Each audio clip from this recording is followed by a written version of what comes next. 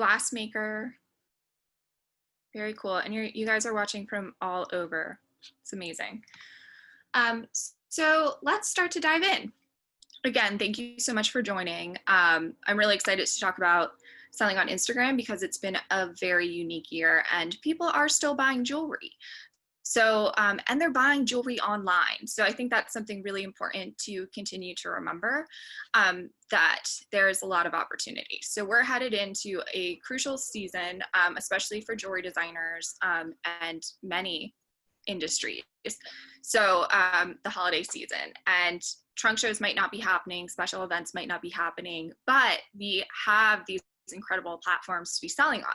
So I want to talk specifically about Instagram, but first let me just go over, if you don't know me, a little bit about myself. I'm assuming everyone can see my screen. I'm Liz. I've worked in digital marketing since what date did I put? 2008, but I've been blogging and using the internet even longer than that. I've always been intrigued by it. I think that it's an incredible platform, even now, for connection. And when I first started, it was very copy heavy. There was a lot of like writing tweets and writing blog posts. Now it's kind of shifted to be more image heavy, but the power of connection is still there. So I think that's very exciting. In 2012, I started managing the marketing for a well-known jewelry designer named Todd Reed. And I learned quite a bit about starting a brand from scratch online, selling luxury goods through Instagram, and the entire jewelry industry in general. I've learned a lot about that. So that was a great experience. And since 2016, when I left that position and began working for myself, I've helped hundreds of designers make it and figure out how to find their voice online and sell jewelry, and sell product and create a brand and leverage social media to make sales. So that's a little bit about me. So I kind of started talking about, the power in the internet right now to make sales, and why Instagram. So I want to talk a little bit about why I'm focused on Instagram right now. So this platform offers so much power for connection. The way it's set up, the way the features are available, there's so much opportunity to generate quality leads and create authentic connection. And I'll dive in a little bit deeper to some of these parts of the platform that you can use to your benefit. And so I'm going to kind of start with an overview of where to be posting.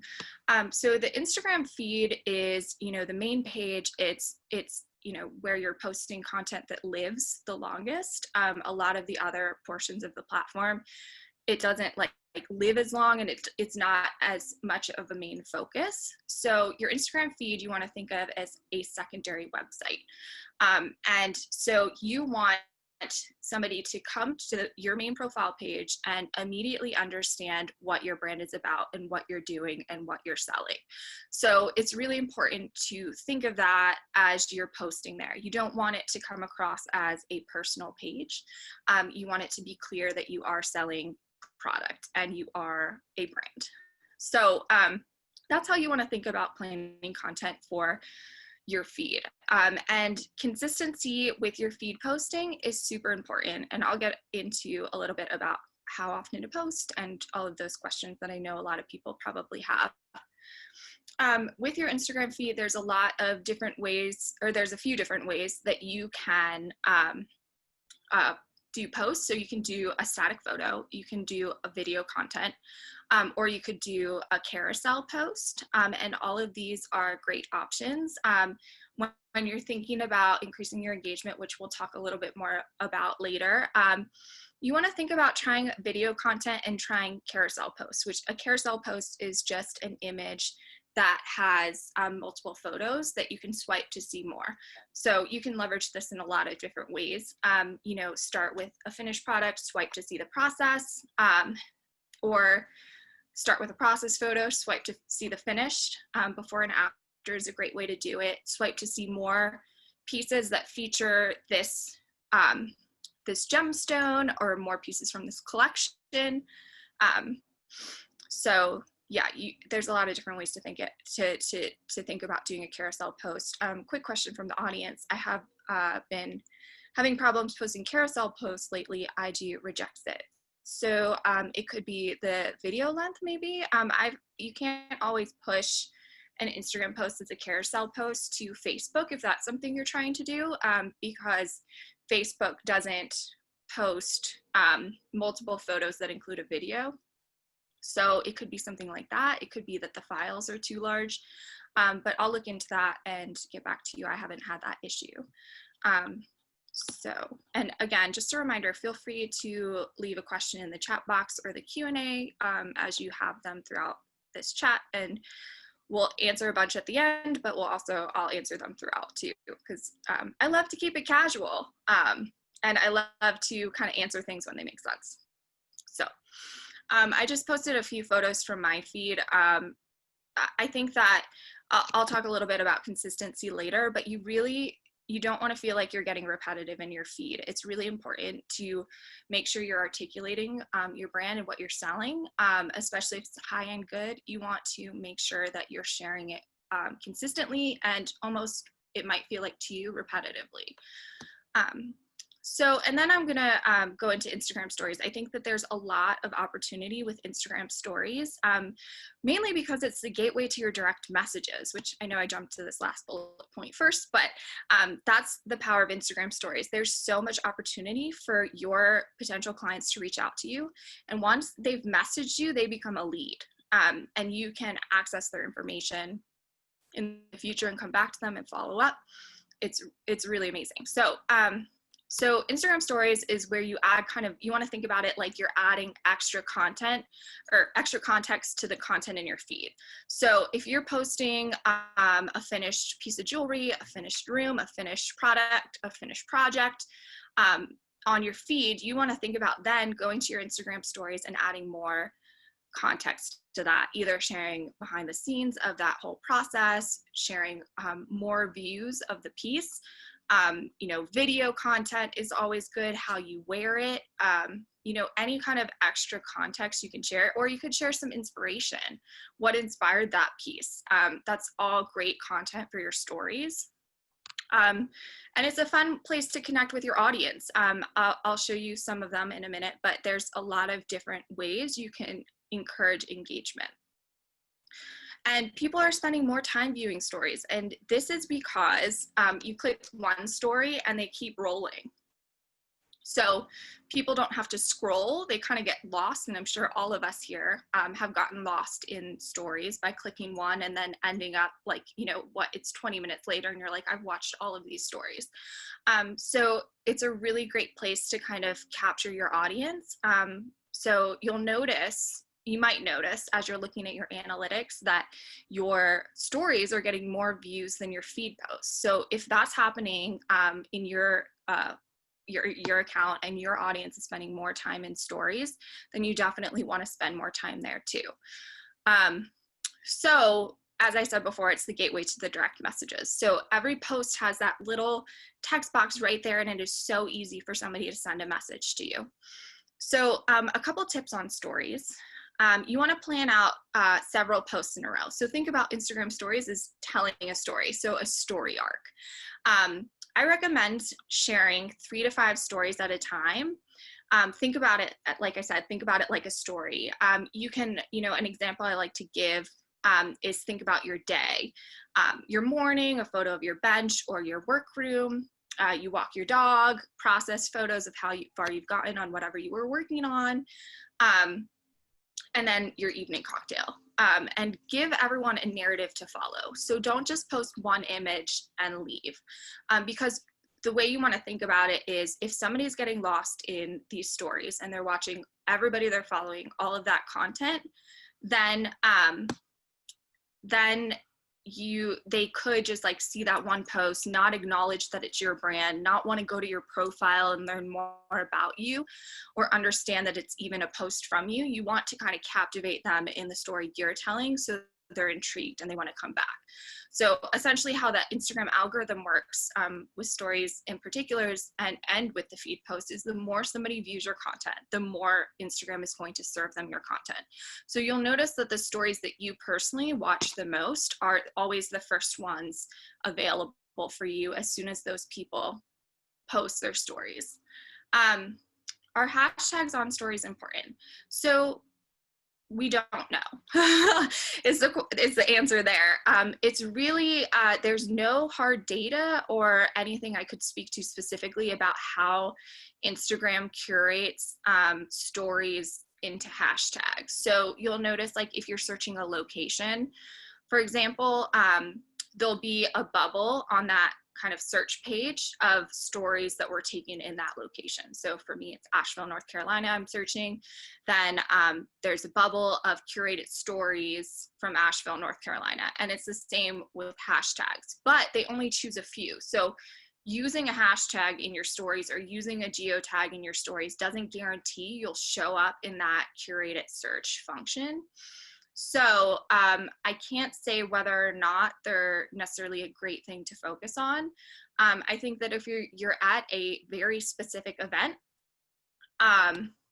if you're at a very specific event that has a very specific hashtag that's community focused or event focused or specific to kind of that content, I think it could be good to use a hashtag there, because that would be great for you to be curated in that content. Does that make sense?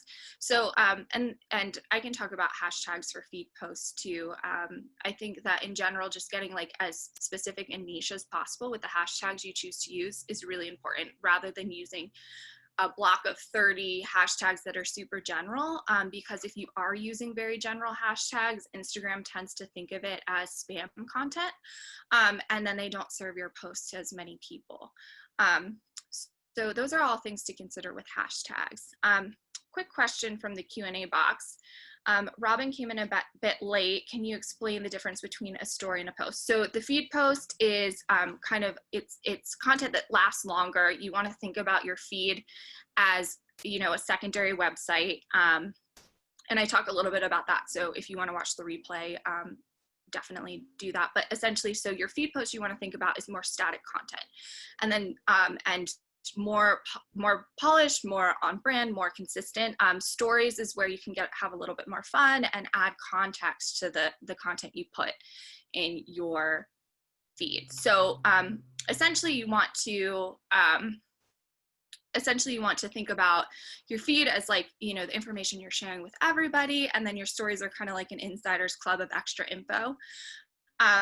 And yeah, so anybody wondering about the recording, since you've registered, after the live, I will email out the link to watch the replay. So in terms of how often you should post this story, I think like 3 to 5 stories at a time. And I like to align my stories with my feed posts. So if I'm posting in my feed Tuesdays and Thursdays, then those are the days that I would focus on stories, so that you're kind of driving people back and forth. So I think that that's how I think about it. It doesn't, I get into this a little bit later, but I'll say it now, is that you want to be consistent. So think about your life and think about how you can be consistent. So if posting once a week, showing up once a week for social media for you is what works, then do that. So that day, you know, say you're only posting on Mondays, post in your feed, do 3 to 5 story posts. Can you send someone to your website with a link on your Instagram story? So if you have 10,000 or more followers, you are able to do a swipe up link if you have a business page, which all of you should have a business page. There's no reason not to.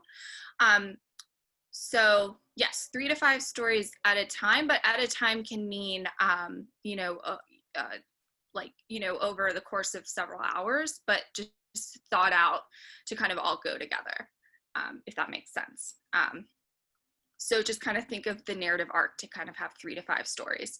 So sorry that I just kind of jumped there. So in terms of can you send somebody to your website from your stories with a link on your story? So you can do a swipe up link if you have over 10,000 followers.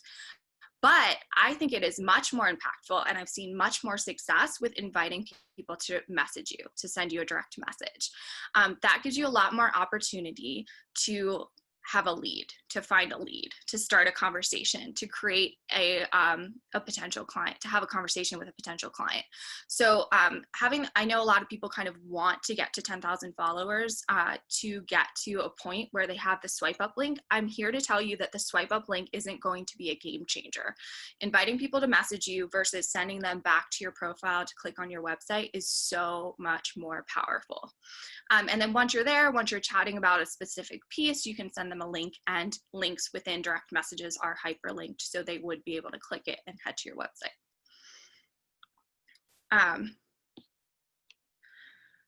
Okay. So one idea for kind of how to think about, telling a story just kind of visually, and I'm doing it with jewelry because that feels easiest to me.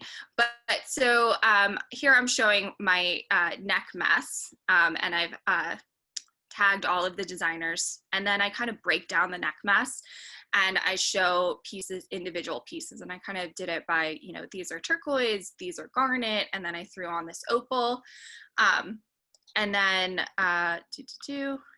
yeah, so I just kind of am building on this neck mess and kind of breaking it down and showing how I've put it all together, and my little charm cluster over here. So when you say 3 to 5 stories, does that mean 3 to 5 scrolling images in a single story, or 3 to 5 separate stories that are posted? I mean 3 to 5 images. And this is just kind of a loose suggestion to kind of get people away from thinking about just posting one story and leaving. You want to kind of have that narrative and have a beginning, middle, and end. So 3 to 5 is, it feels like a good number to me, and that's worked out pretty well. So 3 to 5 images, 3 to 5 story posts. Does that make sense? And then, so managing DMs is something that is tough. So I go into that a little bit later. So Julia, I'll get to that in a couple minutes here. So, and then in terms of what type of photos to be using, yes, I think iPhone photos, you can use iPhone photos for all of the content that you're posting on Instagram and have a great following and make sales. You don't need professional photos. You certainly can. That needs to be, as you're developing your brand, that's something that you might want to consider, doing a professional photo shoot. And if you do one, you can use those images and extend it out and use them throughout your content for well over a year. If you're still promoting that collection. So, but all of the photos I use on my feed are typically iPhone photos, and for many of my clients as well. So another idea for Instagram stories, and lots of questions coming in about building an audience and followers, and I will talk more about that. So creating a series. So we're talking about consistency again. So thinking about how you can show up regularly. So something that I've done in the past that I've kind of gotten away from, because I haven't been wearing jewelry recently, which I know maybe is a crime to say, but so I was checking in daily to show the jewelry I was wearing, and that built a lot of traction, and a lot of people came back for that, and I had increased engagement just by showing up every day, and showing my face every day and having that consistent series. So other ideas, I love to talk about this, Retta from, she's in Parks and Rec and Good Girls, but she's an actress, and she every morning shows her making coffee, and she sings a little song. And I don't need to see somebody making coffee, but I check in for that almost every day. I'm like, oh, the day has started. It's like having that regular thing is really good. So other ideas would be, a bench shot. So every morning you could show a picture of your bench, or every morning that you're choosing to post on Instagram, you could show a picture of your bench just to get started. And then for a while, I was also showing regularly me walking my dogs every day, just like their little butts wagging. So that's another way to check in daily, is just think about how you could check in daily. just going to reiterate this again. How many times a week should we be doing a story of 3 to 5 images? So I like to time it every time I do a feed post. So if you're doing a feed post 3 times a week, then you want to think about doing stories those days. Show your face. So something to really consider is showing your face. That's a great way to really connect with your audience. And you know, there is so much science behind looking into somebody's eyes and having that conversation. So even though you're not seeing them, they feel like they're looking into your eyes and seeing you and trusting you. And it's much easier to sell when somebody trusts you. So if you haven't tried it yet, if you haven't tried it yet, I would very much encourage you to try talking to the camera. And trying to connect with your audience. And then encouraging engagement. Stories have a lot of opportunity to really encourage engagement. And I'll talk a little bit more about engaging on the feed post in a few minutes here, but there's a lot of opportunity to kind of start training your audience to engage with you in your stories. So the easiest way is the poll feature. It's so easy for people who are kind of just watching stories to just chime in on a poll. If you do a poll, my example is I'm asking if I should buy this ring or not. I got a resounding yes, and then I followed up with everyone and say I did buy the ring. So if you're asking a question that has a definitive answer that you're going to take action on, make sure that you do follow up on that. So people aren't left kind of hanging. And then another idea is rather than saying yes or no, would be to say, so if I were showing, say this was a new design and I was saying, do you love this ring? I could say yes, and the other option could be, yes, tell me more. And then you're able to look at your analytics, see who said, yes, tell me more. And then you have an opportunity to send them a direct message with information about that ring. So that's a great way to use the poll feature to drive direct sales as well. And then some other ideas is there's a question box. You could say, ask me anything, or you could ask a specific question, or, you know, get some feedback from your audience. There's a lot you can do with this. Again, just showcasing another poll feature. This kind of like love bar, where you can kind of drag an emoji. So like, how much do you love these new earrings? And people can drag that. That's a really easy one for people to participate in as well.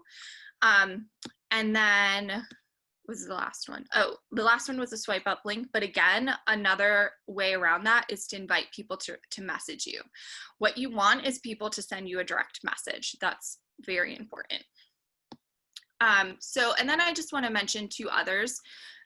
Places you can post content on Instagram. There's IGTV, which is a long form video, 1 minute or more. Just trying to keep an eye on questions here.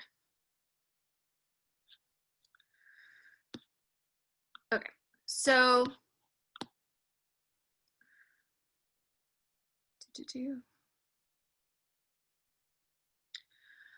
so on IGTV, you can do a long form video, 1 minute or more. This is also where you can post your IG live. So if you're going live and you want to save that live content to your feed or somewhere that it will live longer, then you can save it to your Instagram, your IGTV.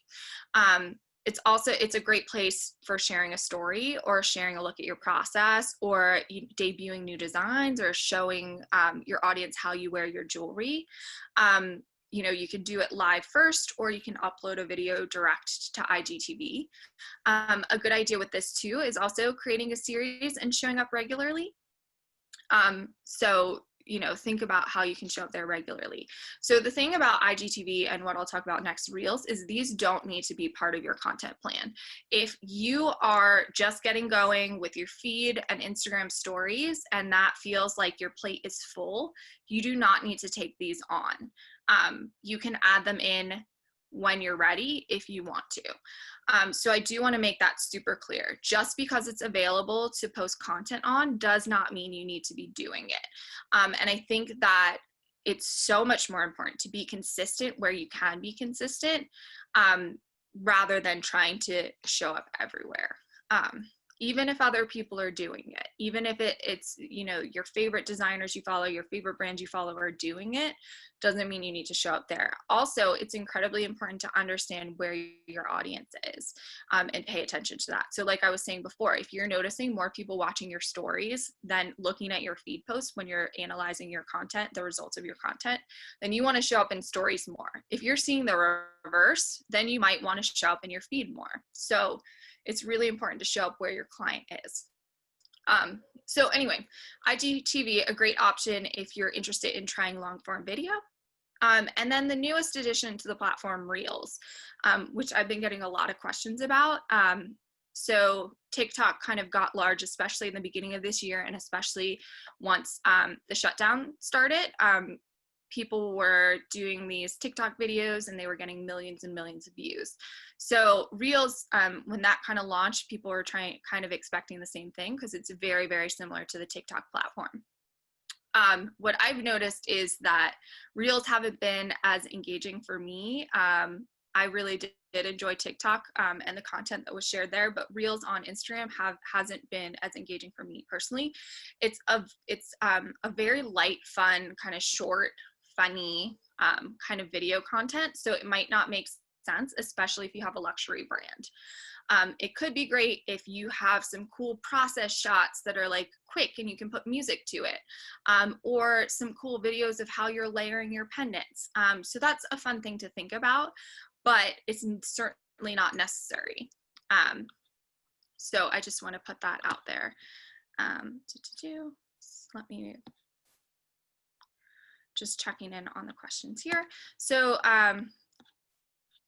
okay, so where to start? So it sounds like some of you might be newer to Instagram. Some of you are just kind of trying to keep leveling up, keep getting better, keep, you know, driving sales or figuring out how to drive sales. So I kind of wanted to start at the beginning. It is so important to know your brand. This is a crucial part of the process of having a strong social media strategy, of having a strong strategy in general. So these are some questions I'd love for all of you to answer, to, you know, write down, take notes. You know, you don't have to like formally put it in a document or anything special. Just write it in a notebook. But what is your core message? What makes you unique? What makes your brand unique? What are your goals? And who is your ideal customer? So all of these things like goals, it can be, you know, sales numbers. It could be number of pieces you want to sell a month. It could be a number of leads. So depending where you are in your business, it doesn't need to be, I want to make $1 million in the next 3 months. It could be, I want to sell 3 pieces of jewelry, or it could be, I want to sell this incredible one-of-a-kind piece that has been around for a year and I think it deserves a good home and I want to sell this piece, sort of thing. So your goals can make sense, however makes sense for your brand and where you're at. Another great question is, who is your ideal customer? Getting to know who your customer is. Who are you selling to? That's a really important question to ask yourself and to understand. You know, some other terms for that would be like your dream client. So think about who you're talking to, because that'll help drive your content and that will help you align what you're saying with who you're selling to. So those are all things I really want everyone to focus on answering. And then consistency is everything. So messaging, imagery, and your posting schedule needs to be consistent.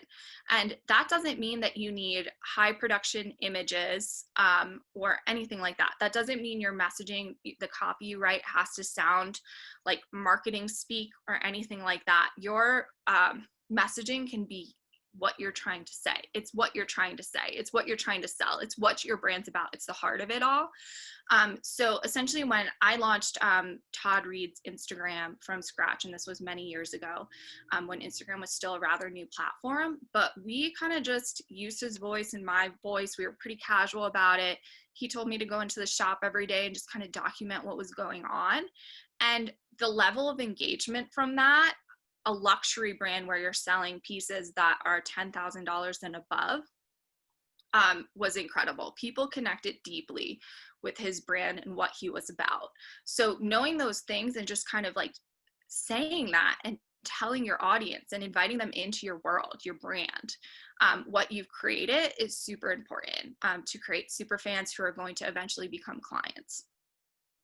So you can use your iPhone, you can write the copy yourself, and your posting schedule does not need to be every day. So you can do what works for you.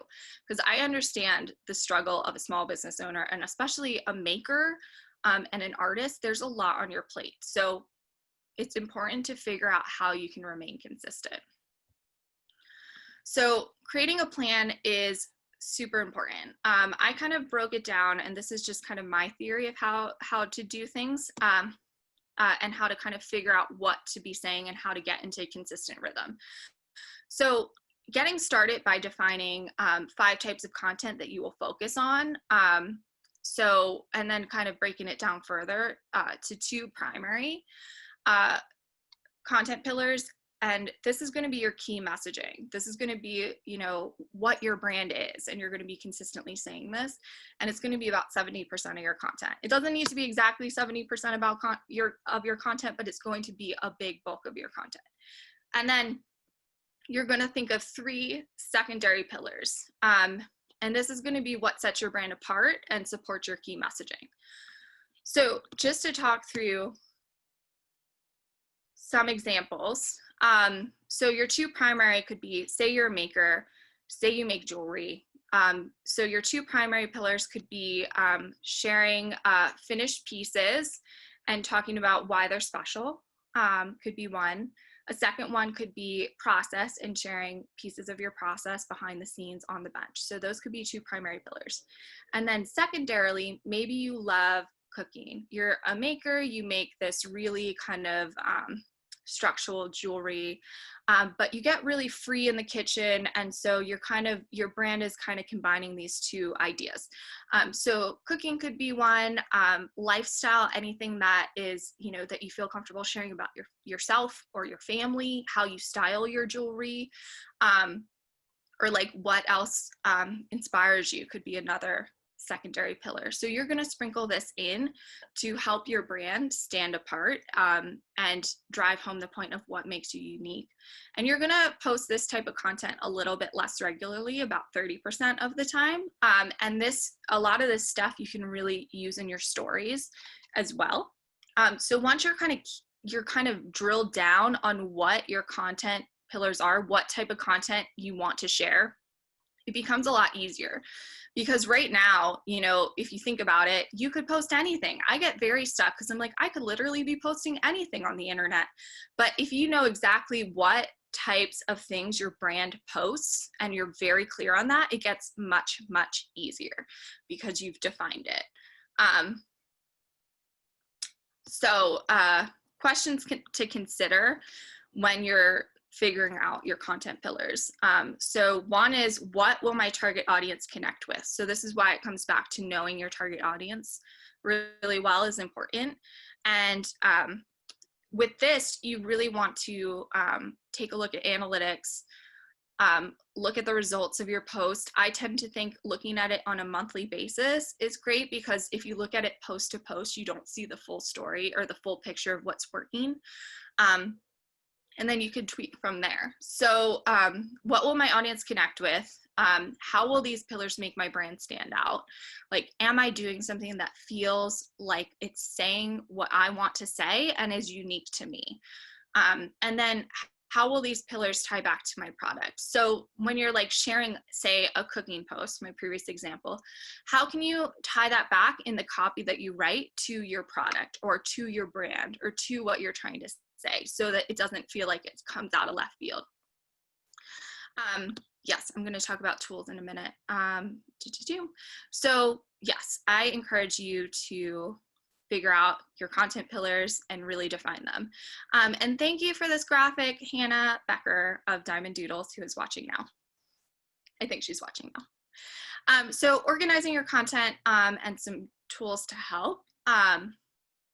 You want to choose a date each week or each month to plan. Some people do better planning weekly. Some people do better planning monthly. I like to look at monthly. That's easier for me, but then kind of write the content and plan it out 2 weeks in advance. So I'm always 2 weeks ahead. And I do it that way because then I can really kind of tweak content a little bit more easily and be more nimble. Just because you've written this content doesn't mean it's set in stone and you need to stick to it. So if something, comes out of nowhere that's really exciting that you want to kind of move things around for, totally fine. But having a plan of what you want to do, what you kind of where you want to be going, it makes it so much easier for you to stay consistent. Because I know everybody's probably felt that like, oh my gosh, I didn't post on Instagram today and I need to post on Instagram. And that's not a good feeling. So you want to kind of have an idea of what you want to be saying. So I like to look at a month as like a theme.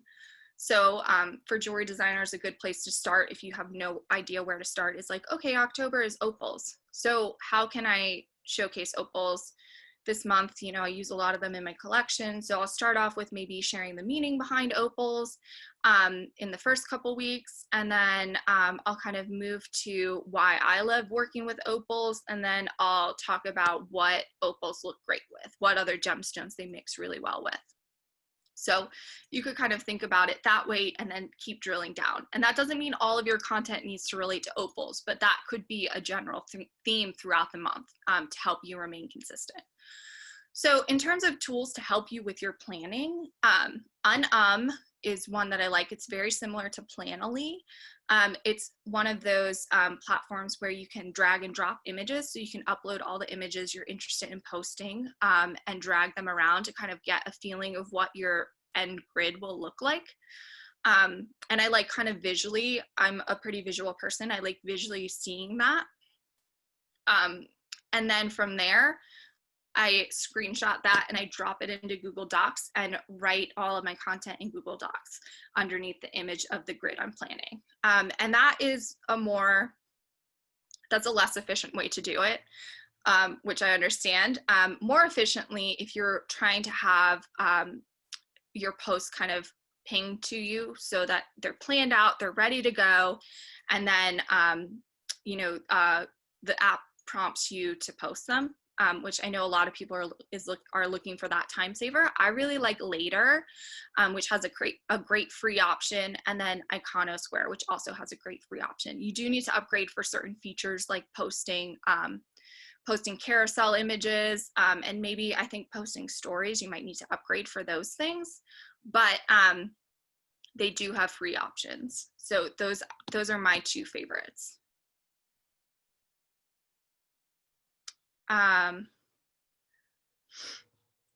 Yeah, so sorry, quick question from the audience that I want to answer is it necessary to make your Instagram a professional account? And if you want to be selling online on Instagram, if you want to use it as a business tool, then yes, there's no reason not to make it a business account. You get a lot more features, the most important being the analytics, and looking at analytics will really help you guide your content and figure out how to really connect with your end consumer. There aren't any cons of upgrading to a business account. There's a lot of rumors that you have lower engagement if you have a business account. There's also a creator. You can also be a creator. All of you have businesses, you're selling products, so it's super important. Doesn't mean you need to like send all your posts to Facebook also. It doesn't mean you need to upload all your product to Facebook. You do need to have a Facebook business page, but you don't need to engage with that. You just need it to upgrade your Instagram account, and it's just the analytics are really important. And so sorry about this. I missed this question earlier, but it's super relevant. When I was talking about content pillars, pillars meaning types of content. Yes, exactly. So sorry if anybody was confused on that. Okay. So moving on, how many posts per week? And this is a question I get so often. And again, I'm going to come back to what works for you. What can you remain consistent in? Is it 3 times a week? Is it 2 times a week? What works for you? Commit to that. Decide and commit to it.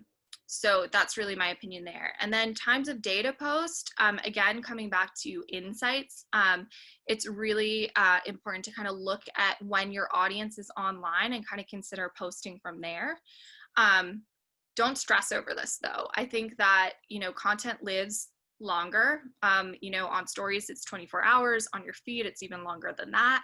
So don't stress over getting a post up at a specific time if that's something that's dragging you down a little bit. So use insights, see what time your audience is online. Speaking to US time zones, what works best for me and my clients typically is 9 a.m. Eastern time or around noon Eastern time. Kind of doing it before noon Eastern time seems to work best for my clients. But again, I encourage you to look at your audience and just kind of see what's working for you.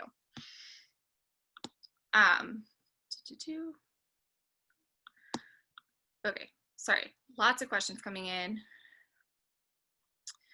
It seems like I have less engagement when tagging products, meaning IG may want marketing dollars. Do you recommend spending money there? So I got a lot of questions about Facebook ads prior to this chat, and then I get questions about Facebook and Instagram ads all of the time. I have really specific opinions about it.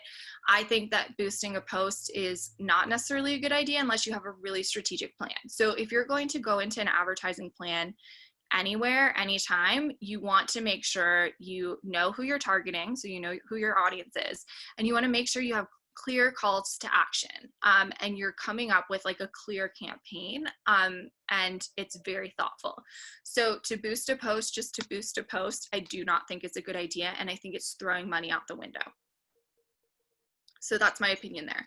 But getting on a regular schedule of posting and inviting your audience to engage, and I'll get into calls to action in a minute here, and like really encouraging authentic engagement and telling your brand story consistently, that's what's going to lead to increased engagement and sales.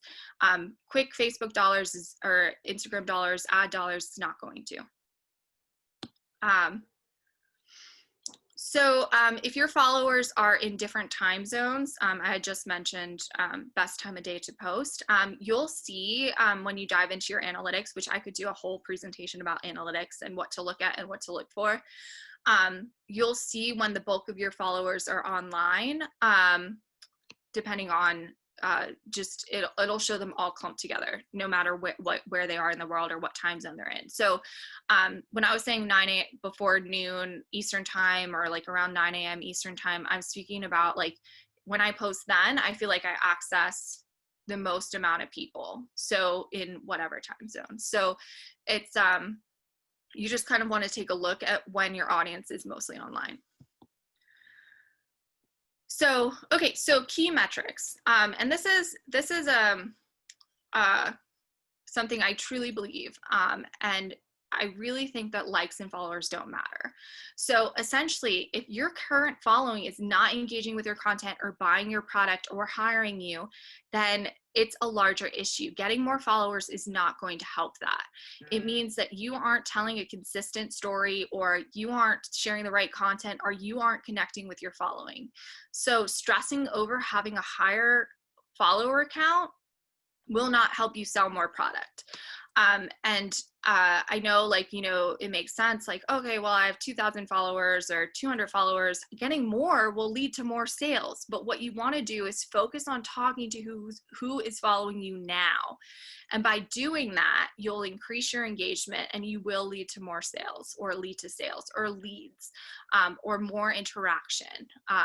So just remember that likes and followers are vanity metrics. They are things that we feel good about, but they really don't matter, and Instagram doesn't value them much either. I have multiple accounts that I manage. My account with less than 1,000 followers is the one that gets the strongest engagement. So I think that's a really important thing to remember. Yes. So a lot of gem dealers have been following designers recently. That's like a question I get all the time. It's like, what do I do with all these gem dealers who are following me, or all of my followers are jewelry designers? Keep honing into your content to speak to the people who will buy your work, or the people you're targeting. Keep honing in on speaking to them. You are also welcome to block or remove followers who you don't want, to kind of tighten your numbers, tighten your following. That's totally okay. That's been something I've been working on for my personal feed, because I've been on Instagram so long, and to be very transparent with you guys, a lot of my followers are ghost followers. So yeah, I have that large number, and I've gotten a few opportunities for having a large number of followers, but my engagement isn't very strong.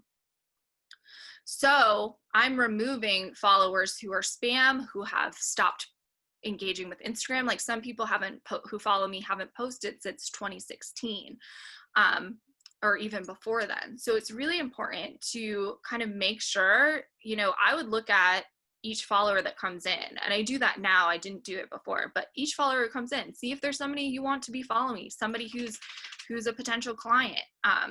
If not, feel free to remove them or block them. That's totally fine. Once we get away from the idea that follower count matters, then you can really start to hone in on speaking directly to potential clients. And even though if you have a smaller audience, there'll be a more engaged audience, and that will help amplify your content.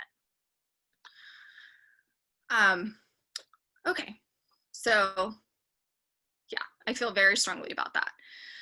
Engagement is the most important thing to consider. You want to be inviting people to engage with you. You want to invite your audience to have a conversation with you. And metrics that matter, metrics that you want to consider: profile visits. These are people visiting your profile to learn more about your brand. So people they saw a post, whether it be in their explore page or in their feed, and they're like, oh, I want to learn more about this person. And then they go to your profile page. That's why it's so important to kind of think of your profile page, like the main page or main feed of Instagram, to be kind of a secondary website, because getting somebody to look there means that they're interested in learning more. And then obviously website clicks. People who visit your profile and then click through to your website. Obviously, this is a great metric. Your content encouraged somebody to click through to your website. So that's great. And then these are two newer concepts, newer metrics to consider. And these are metrics that Instagram is valuing very strongly right now. So that means that if you get a lot of these shares and saves, then Instagram is going to think that you have very good content, and they're going to show it to more people. That's how the algorithm works. So shares being sending the post to a friend or adding it to stories. And that's that little airplane emote, like airplane icon under your post. And then the second one is flagging the post to come back to later. So that's that little flag icon. It's like kind of like a little flag under your post. I actually did I screen? Okay, so I didn't screenshot I did. So this is a save, and this is a share. So unfortunately, you can't look at who saves or shares your posts, but you can see how many people share and save your posts. And these are metrics that, again, Instagram really likes. A save is essentially a more intense like, and it means that somebody wants to come back to your content, which is great. So focus on those. And I'm going to talk about calls to action in a minute, but these I'll share some ways that you kind of can drive this a little bit. So how you get there. So on each post that you do, there's a button that says view insights.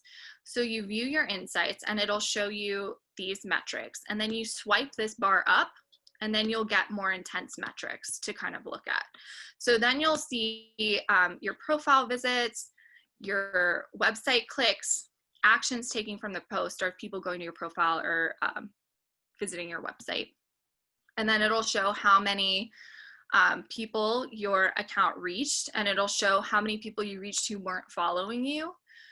And then it'll show you how many people followed you from that content, your reach, your impressions. There's a lot of great analytics to look at. So you can look at them post by post, and then you can also look at, you can go to the view insights on your main profile page. There's a button there to get kind of more of an overview.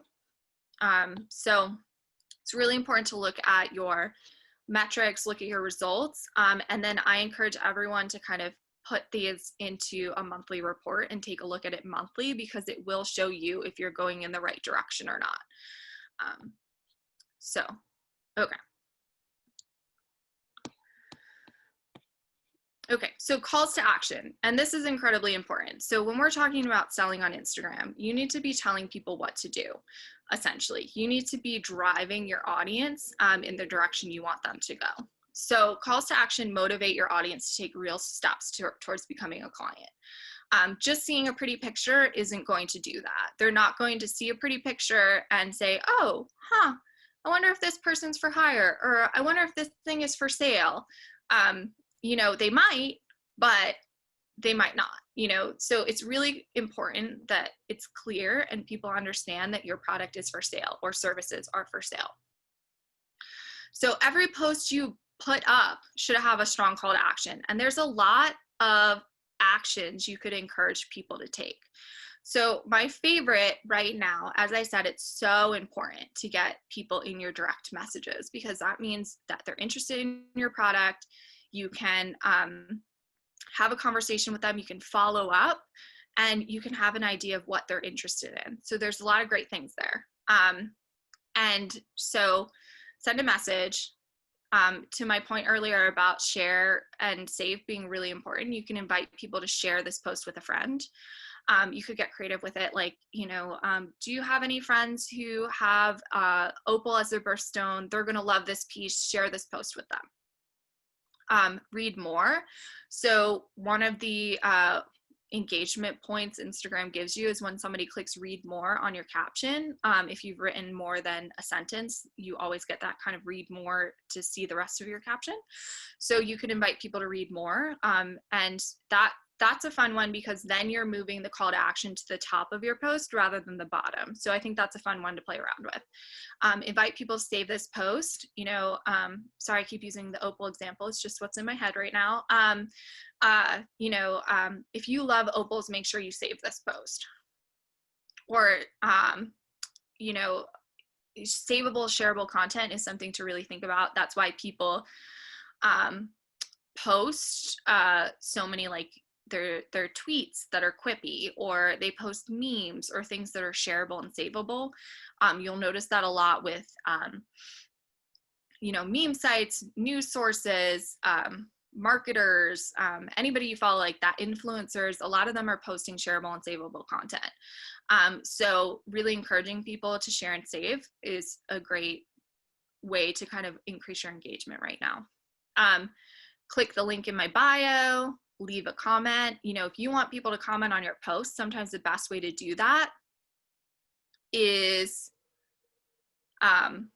to tell them or ask them to leave a comment. Where can you, so you can't see how many people clicked read more. You will see that you're getting more reach. Like, you'll see that your engagement is up. That's a tough one. You don't really see how many people read more on your posts or anything like that. If they roll out analytics for that, I will let you know. But yeah, it doesn't show anywhere, but it means that Instagram's going to show your post to more people. So there's, like, with the algorithm, there's some stuff that you can really see, and then there's some stuff you really can't see, which is what makes it so confusing and frustrating.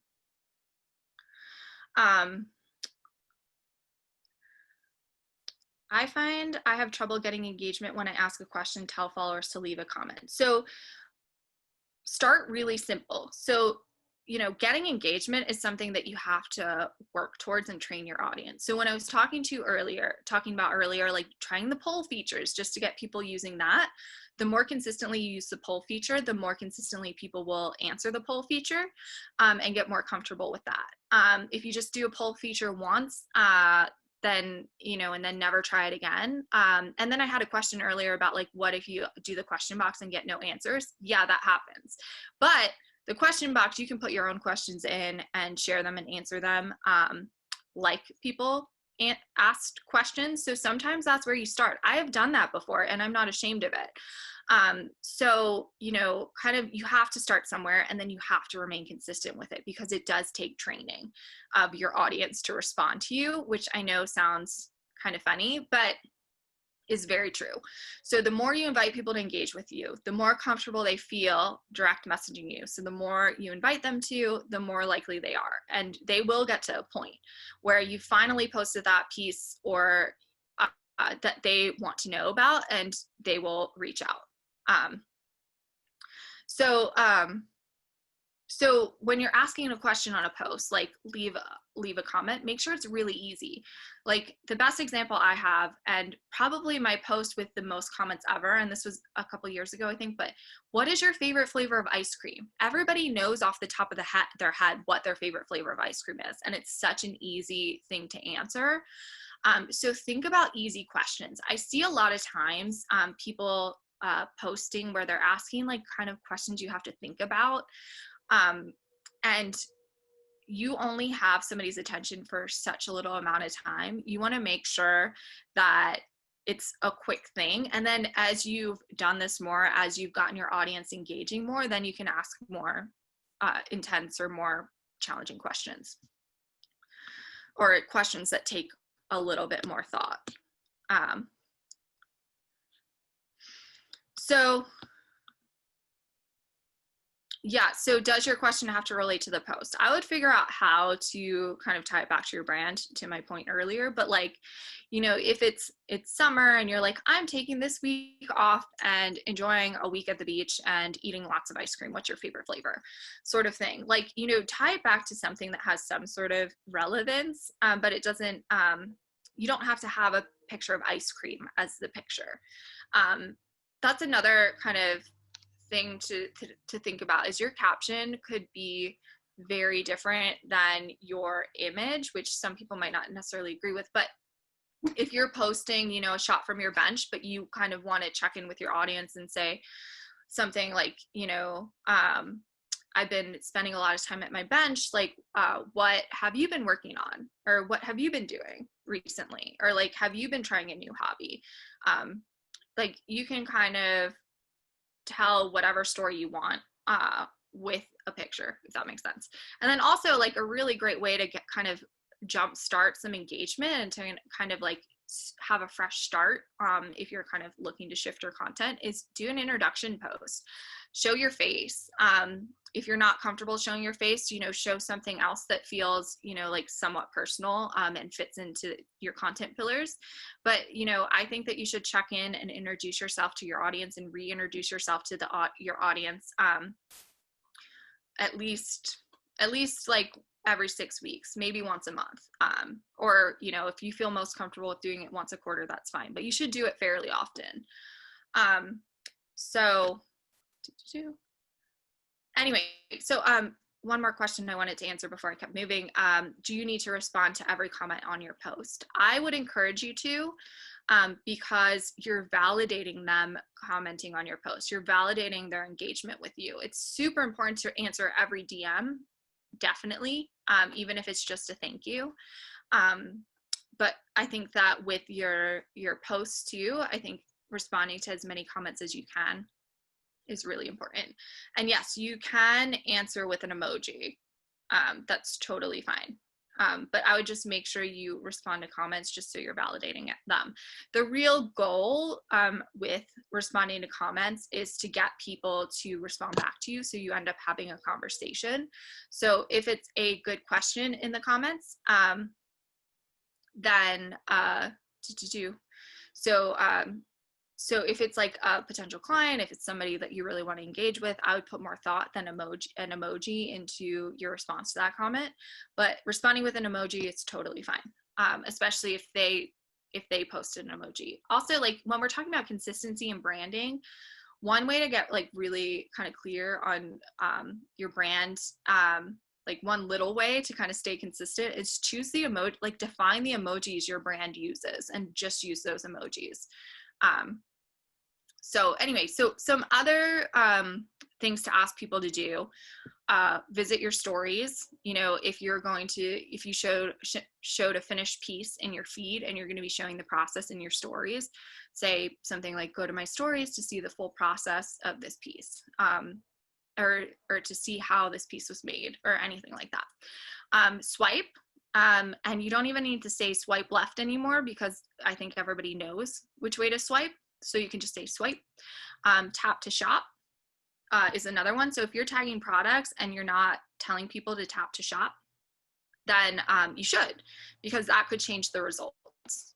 So I wrote some sample calls to action on one of my Instagram pages. So this is a video of rings, antique rings, beauties from Diamonds and Library's collection of antique rings. Leave a comment letting me know your favorite. This one, mini moonstone. Oh, sorry, I have to move all my things around so I can read. Mini moonstone pendant handcrafted by Acanthus Jewelry. Visit our stories for more moonstone magic. This was kind of playing around with getting people to read more. I want to tell you a story about this unique moon pendant to kind of like grab the attention in the beginning, and then you see this more button that people can click. So if you've done more than 2 lines of content, it'll automatically appear. And then these magic moonstone studs, swipe left to see more available jewels. A beautiful one-of-a-kind piece by Jackie Holland, message me for details. So those are just some quick examples of calls to action, but I really encourage you to play around with it and get creative. There's a lot of things you can ask people to do, and you can have a fun time playing around with those things. So clienteling. You really want to be creating an offline experience online. So what do I mean by that? So if somebody's direct messaging you, what is the price? You want to really take that as a strong lead. I know that people get frustrated because they get the price question and then they're ghosted, but you need to not worry about that. That person might come back later. So when somebody asks the price, send a detailed message in response with extra images and videos. You could try sending a voice memo. I've gotten voice memos from designers before, and I think it's so special and personal and a great way to connect. Or you could try sending a video. You could even send a video, especially if it's a client who you've worked with before, sending a video to them like, oh my gosh, you love this piece. I love this piece. Look at this moonstone and how the flashes of rainbow that are in it. So, you know, trying those things really goes kind of the extra mile and helps engage that client, because somebody could send you what's the price and then kind of have moved on to the next thing. Or, you know, if you just send the price in response, this is $1,500, they might be like, okay, who cares? So send the price with, this is a really special star sapphire and it's handcrafted and I've set it in this material and it's inspired by this. Like send all of those details when somebody asks the price every time.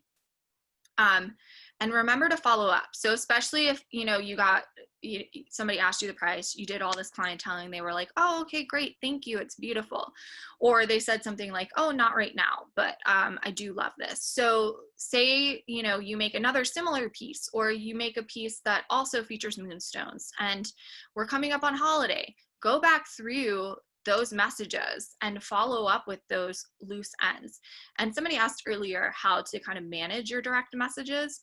There's a primary and a general inbox in your direct messages. I personally think that the easiest way to manage direct messages is to flag messages with potential clients or messages you want to follow up on. So there's an icon that you can flag a message. So you go into the message that you want to flag, and then you'll see that icon, and you can do that. And then when you're back in your main inbox, you'll see the flagged ones with like a little mark on them.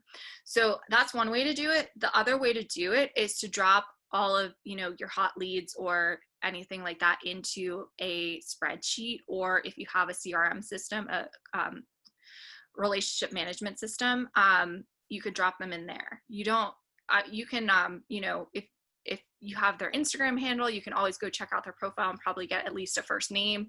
You might be able to get a location, and then you'll be able to make a note that this person loves moonstones or was interested in a specific moonstone piece. So there's those kind of two ways to do it. If you have ongoing inquiries, or if you have somebody who bought something from you and then continues to follow up, then you can put them in your CRM system. So maybe wait till they actually buy something to do that. But yeah, so I think flagging is probably the most useful tool. Yeah, that's great. So when you, if you get an inquiry about price or a message about price, taking a look at their profile, and if, you know, their name's Sherry and it's on their profile, right back, hey, Sherry, thank you so much for inquiring. This piece is really special. It's $1,500 and it's totally one of a kind, or whatever you go into there.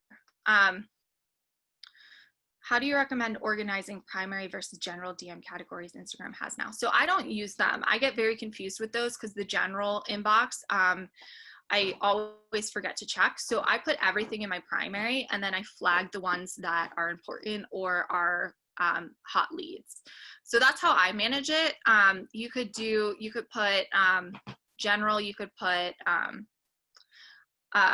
you know, you can manage it however you feel. Yeah, okay, cool. Yeah, no, you're not alone, Grace. I actually don't have any suggestions for a CRM system. If anybody has any that they use and love, feel free to put it in the chat box for Trisha. I use a good old-fashioned spreadsheet, but I don't have a huge client roster. So that's how I tend to operate. So right, so treat each comment and message inquiring as a lead to follow up on. So if somebody's asking you the price in the comments, respond to that comment saying, hey, cool if I send you a DM, a direct message, because you want to get them chatting with you in your direct messages. That's really important. So that's, you know, that's kind of how you look at clienteling on social media, on Instagram. So in conclusion, and I know this isn't, a lot of people are looking for, you know, kind of a easy answer, quick way to get sales. And unfortunately with, you know, luxury goods, with handcrafted goods, with jewelry, with, you know, everything all of you are selling, there is no easy, quick solution. So I do want to really point out that a large following, a verified account, a big budget for advertising, those things will not lead to sales.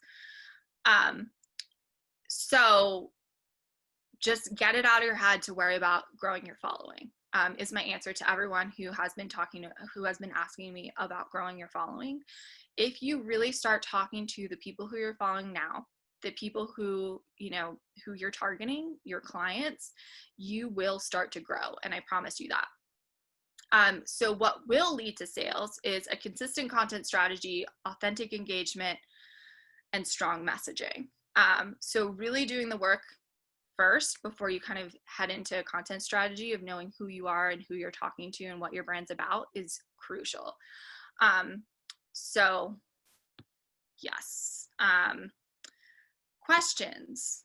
I'm down to answer any questions about social media at this point, or selling. We still have 20 minutes, so feel free to throw in some questions. I'm going to dive in real quick to make sure I didn't miss any. Yes, I do offer phone consultations, and real quick, I'll go into this as well. I do have an online community through Patreon. A lot of, several people watching are a part of that. So it's $40 a month. I do chats like this every week. Once you sign up, you have instant access to over 30 videos from the past and what I've done, what we've talked about, specific topics within sales and marketing. So I focus on sales and marketing, PR. I bring in industry experts. We cover all of that and we chat weekly. You know, so we do hot seat calls too. We take a look at your brand in particular.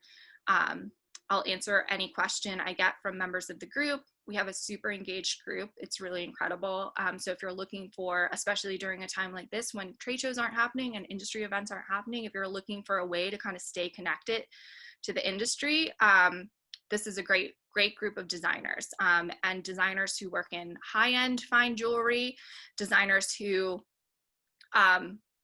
are doing, you know, more lower end stuff, like working in brass, working in sterling silver.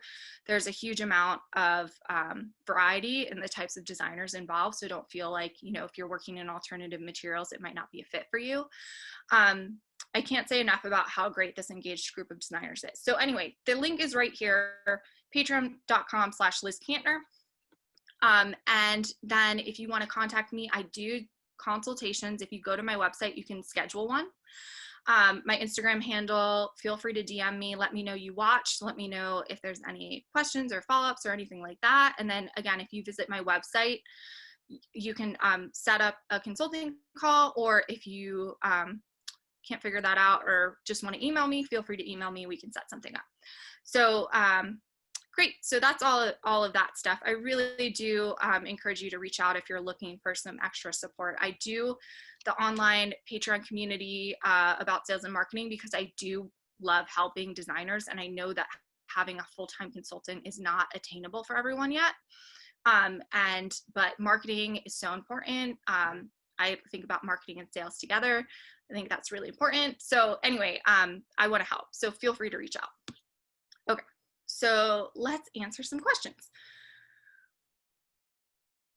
Thank you for all the nice messages. This is really great. So Grace is asking, do you recommend using all 30 hashtags or only a few? So like I had said before, I think that it's really important to kind of niche down on your hashtags so you're not using anything too general.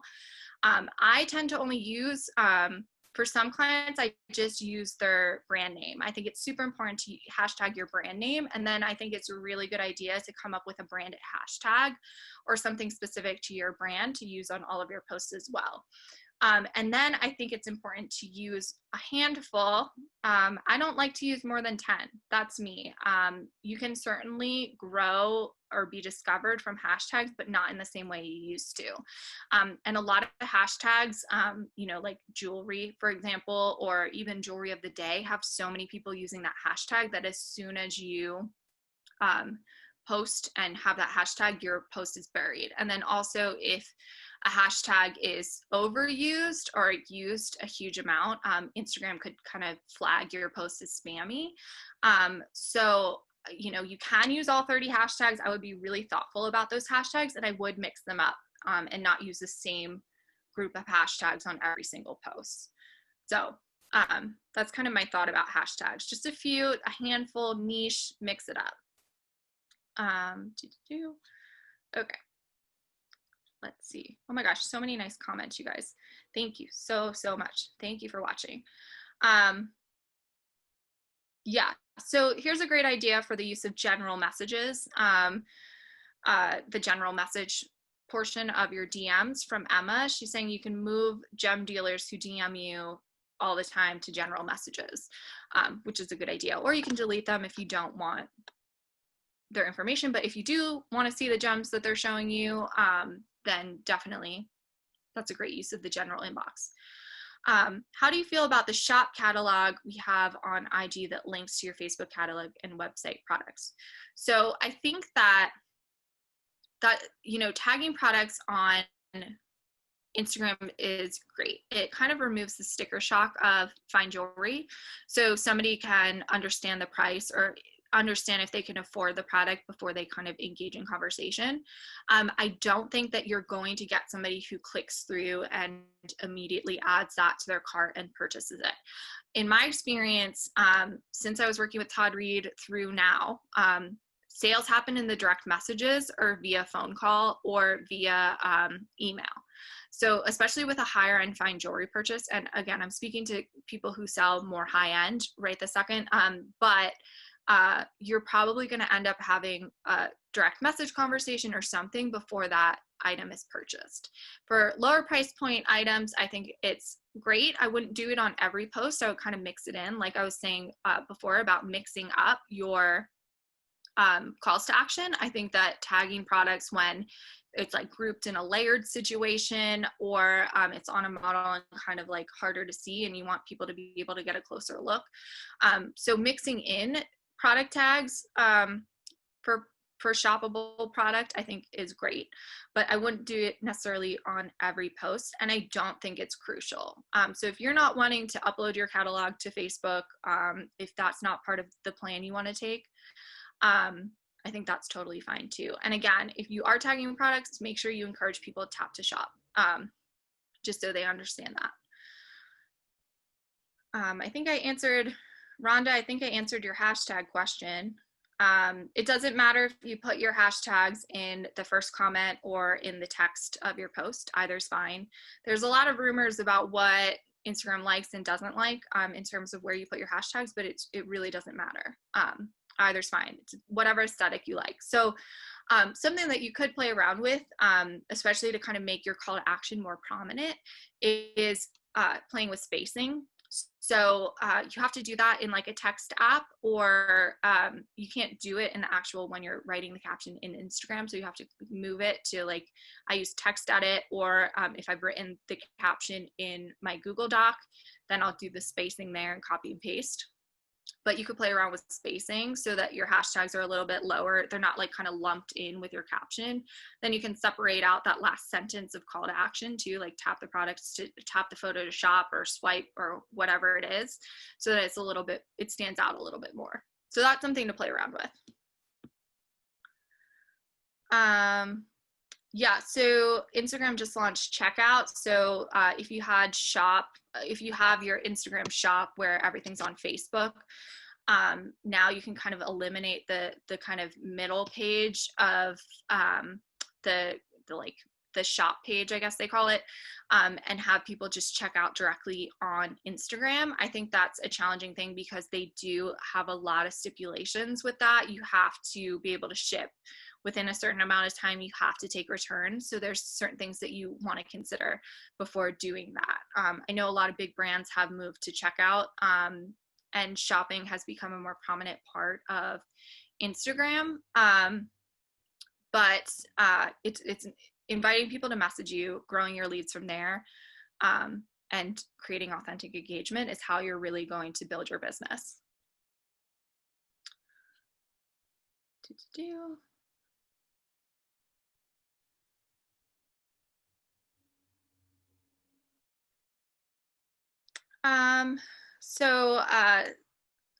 Question about silver versus gold, what you should create your collection in.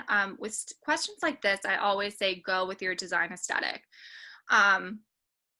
You know, like, if you want to be a brand that makes gold jewelry, do that. Don't start in silver. I know it's a bigger investment, and I understand, like, you know, you might not have that to get started, but start slowly. I think starting slowly is the best way to go when you're doing a brand, when you're creating a jewelry brand. And I think it's really important to kind of remain true to who you are, and not stress about price point necessarily. I've sold a $130,000 cuff bracelet off of Instagram. And so it is possible. If you have an engaged brand, an engaged audience, if you have 100 engaged followers who are interested in your work and they're the right followers, you could build a business simply on that. So whatever you want to be creating in, designing in, making in, go with your gut, go with your aesthetic.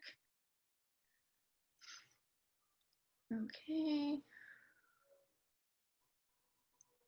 Yeah, so there is analytics for going back to tagging shopping pieces, tagging pieces on your posts that people can click to and buy. Take a look at how many people are tapping to see. There's kind of two statistics they show you. If you go to the view insights on that post, they'll show you who's kind of looking to see the prices and who is actually clicking through to the product page. If you're getting nobody looking, it might not be what your customer engages with, so it might not be something that you need to be doing. So it's good to keep an eye on that sort of thing. I do think it's interesting that very high-end designers do product tags. So like David Webb, for example, does product tags, which I think is interesting.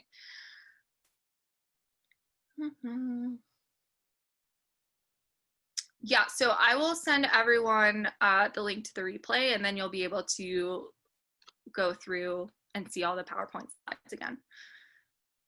I'll include, if you guys want it, I can include a link to the actual just slideshow as well. On vetting followers, do you think there are any real jewelry fans behind often private accounts? Yes. So often, I think it's really interesting that a lot of times some of the biggest potential buyers have no profile picture and a private account. What you want to look at kind of is, are they following like a normal amount of people? Like if they're not following 7,000 people, if they're following like a couple hundred people, or, even like a normal amount of people they're following, and then they have a handful of followers themselves and they have no profile picture, I wouldn't be too alarmed by that. When you're trying to sell to high-end people, a lot of high-end clients like aren't super like visible online. Like they're not trying to show their whole life, and they're not necessarily trying to have a public profile. So I have quite a few clients that I've met and have worked with who buy jewelry who don't have a profile picture. So you can also kind of tell, like if they do message you, you can kind of tell if it's spammy or not. So I think I'd encourage you to kind of be open-minded to that sort of thing.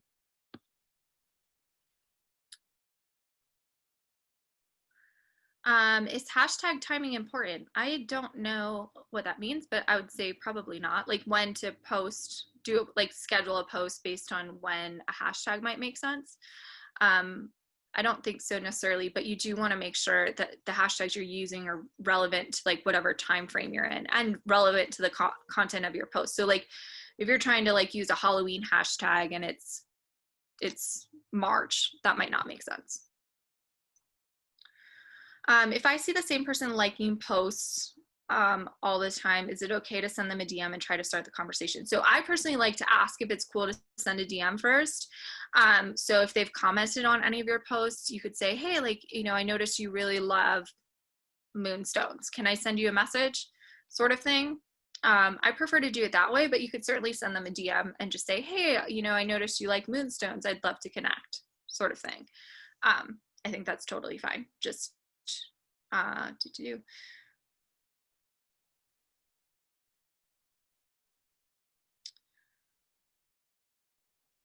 To anybody who's leaving, thanks for being here.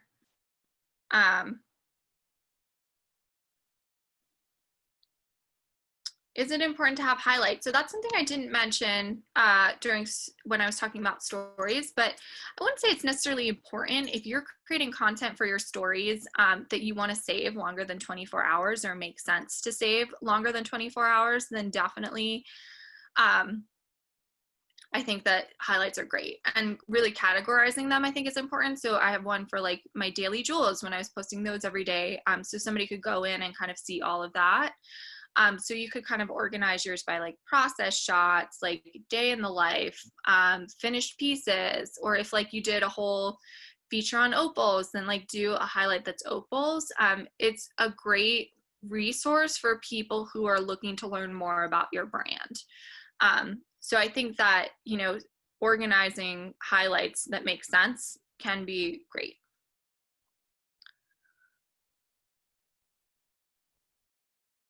Yeah, just Sierra's saying she has clients who buy consistently and have no profile pic and follow a lot of people. So it's good to be open-minded to those things. You can really tell when you're messaging with somebody at a certain point if it's spam or not spam.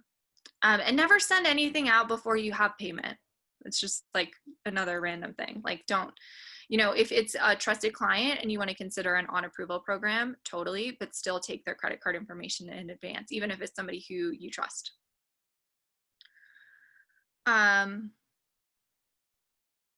So what do you think about product images with the white background on Instagram? It seems so stark compared to the rest of the feed sometimes, at least for mine. So I think that I tend to try to have less white background shots on Instagram, but it could work for you. So if you're posting them and you're getting great engagement and it's leading to sales for you, then stick with kind of sprinkling that in. I think that's totally fine. I would really kind of see how the results go with those. What you might notice is when you post a professional product photo that you get more saves on that than you might get on more Instagram content.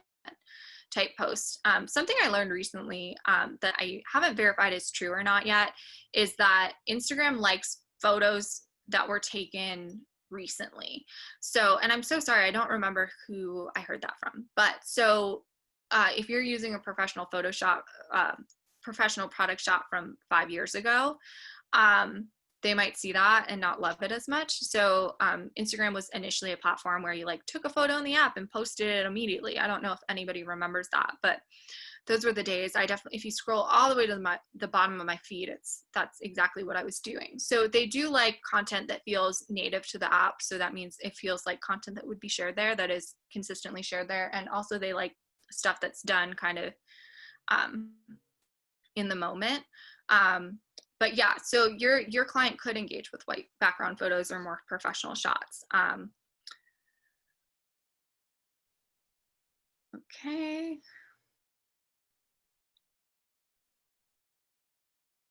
Yes, so Angeli says, in response to what I was saying earlier about gold versus silver, designers definitely evolve. So you could start there. You don't need to start with gold. It's just, I really want to encourage people to not necessarily try to fit in to a specific place. I really want you to follow your artistic vision or your vision for your brand.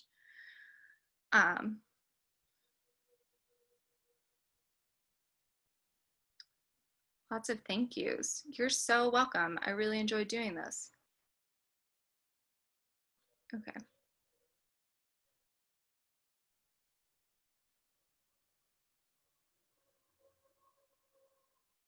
So if you DM somebody who hasn't DM'd you first, then it might go into a request folder for them, so they might not see it immediately. But so it's always good to kind of like respond to a comment from them and say, hey, I shot you a DM if you have a chance to take a look. So I think that it's good to kind of leave a comment for them or ask them if you can DM them. If they're following you, then your DM should go right through to their inbox. No, Amy says, I post my prices on Instagram. Is that wrong? No, that's not necessarily wrong. I would mix it up and try posting prices on some things and then invite people to message you on other things. The thing is, when you just post your price, it doesn't give people a reason to ask. So you're not going to get them in your direct messages. So you might never know that they might have been interested in a piece of jewelry. So the idea is to get people in your direct messages so you have those leads. And yeah, so so I would mix it up a little bit because also some people like to just see the price and purchase. So I would try kind of both things and see how it goes. Do giveaways on social media lead to sales? Sometimes, maybe, but what you might get is a lot of people following you, especially if you do the technique where you tag me in the comments, and I will tag me in the comments or tag friends in the comments for an entry. Then you might just get or like make sure you're following me to enter this. You might get a lot of followers who are never gonna buy from you or might unfollow you after a giveaway. If you've kind of gotten to a point where you have a like super engaged following and you kind of want to like reward people, your followers, and you really want to, I would approach a giveaway as like rewarding your followers kind of thing and less of an effort to grow. Although you could be discovered by people who become super fans of your brand. So I wouldn't say it's necessarily a bad idea, but it might not lead to like lasting engaged followers. So it could be good, I think, to play around with a giveaway where you ask people for email addresses, which would be a whole nother webinar to talk about email marketing, but that could be something you play around with. Okay. So Trisha said, I have had a few inquiries that didn't sound right and I followed my gut and didn't respond. You might want to respond just to kind of see how they respond to you, just so you've given a response. But definitely follow your gut if you're like, somebody's asking you something weird that has to do with sending a piece and money and stuff like that. So, but it might be good just to respond to see where it's at. In a well-managed account, how many followers typically shop? Oh, great question. That's a tough question too. I think it depends. It depends on your price point. It depends if you're, you know, a high-end luxury brand. It depends if you're a lower price point, like more high volume brand. Um, so I don't have a great answer for that.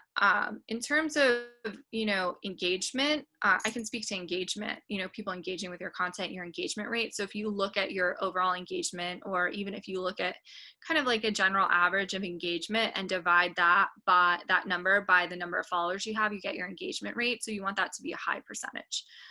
I know that doesn't really answer your question, Marshall, but it kind of depends. And there might be an industry standard on that that I can look up and get back to you about.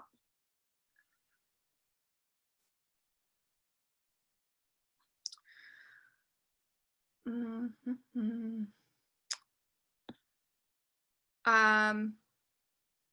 Yeah, it's unsustainable to just use freshly taken photos, totally. So you do have to, you know, to create a consistent content, you do have to mix stuff in. So that's, I think it's totally fine to post older photos and product photos.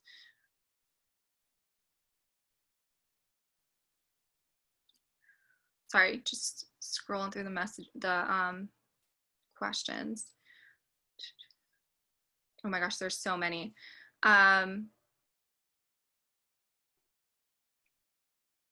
So Estelle's asking, from impressions, what does from home mean? From home means that they are scrolling their feed. So they're, you know, you go into Instagram and you're scrolling your feed. That's where they're seeing those. So they follow you, they saw you in their feed, and that's where they saw your post. Mm-hmm.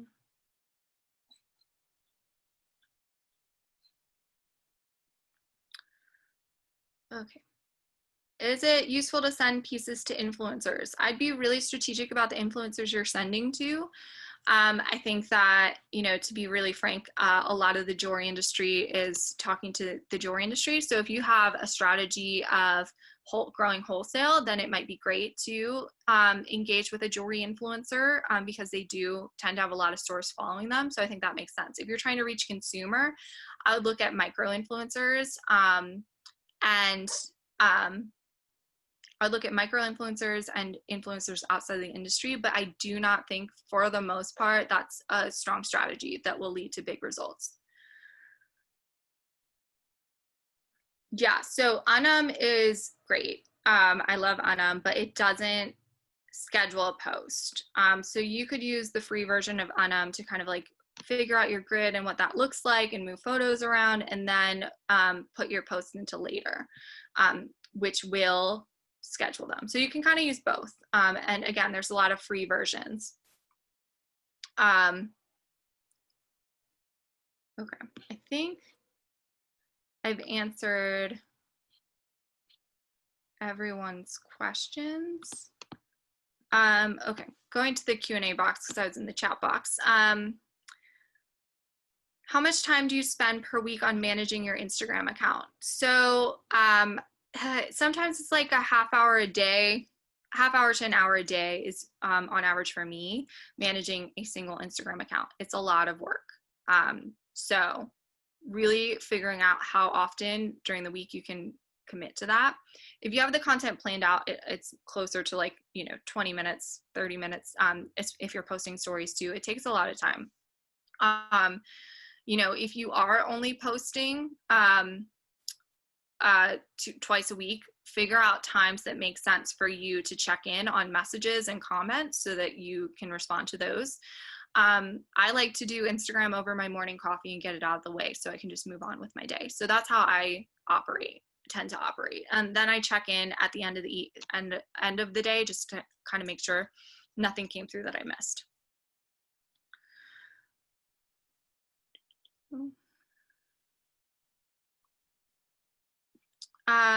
Should all niche hashtags be jewelry related? Not necessarily. You could think about, like, if you use like really bold color in your work, you could use like color hashtags, or think kind of outside the box there.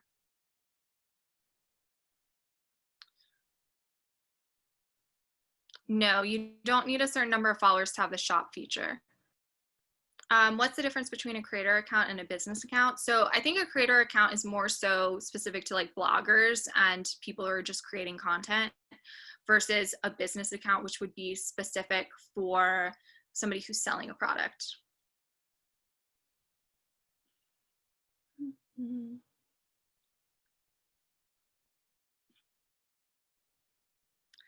Yeah, so Paige, who asked, I'm a brand new designer, just graduated. I've released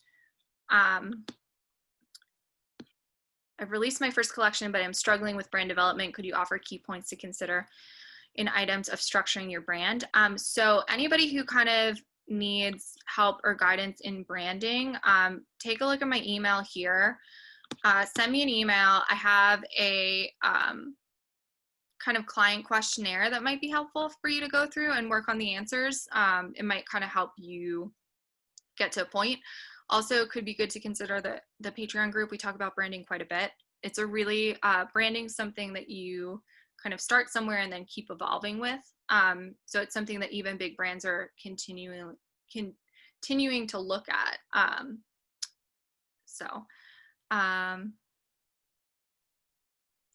So the core demographic using Instagram, I'm not sure exact statistics, but I do know there's like billions of people using the app.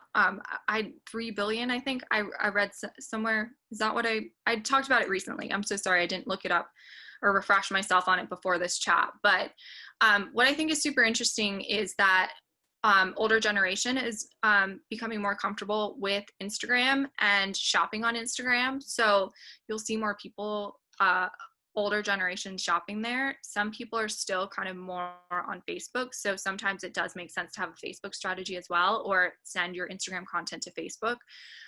Also, I think it's super important to layer in an email marketing strategy, which is a whole nother topic. So I think considering those things, sorry, I just kind of lost my train of thought there. So really seeing who's responding to where you're posting and where you're getting the most engagement might be a tell of where your client is.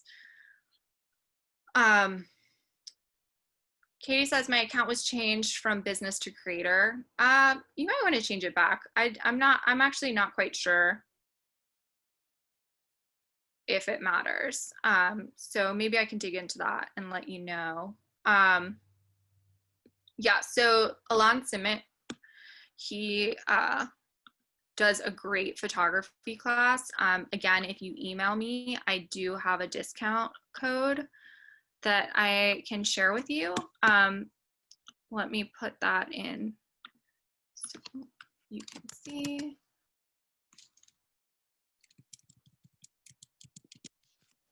So here's the information about the class that Beth just mentioned in the comments.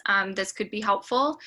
He is incredible. I totally recommend it. Again, email me if you need more information, and I also do have a discount code. So here's my email again. Cool. I think that has answered most questions. So yeah, so Trisha makes a great point. In creator mode, you might not be able to have a shop connect to a Facebook shop or anything like that. So that's something you might want to look at. But I'm not sure if these differences are crucial or not. I just think it's really important to be able to have access to analytics. Okay, well, thanks to everyone who watched this. Again, here's my contact information. Feel free to message me, visit my website to set up a consulting call, join my Patreon group. I'm glad to answer any questions about that. If it's right for you or anything like that, just let me know. And thanks for being here. I really appreciate it. And also, again, like feel free to DM me and let me know that you watched so I can check out your Instagram and see what kind of changes you're making, if you're making changes or anything like that. So good luck, everyone. You've got this. And I will talk to everyone soon.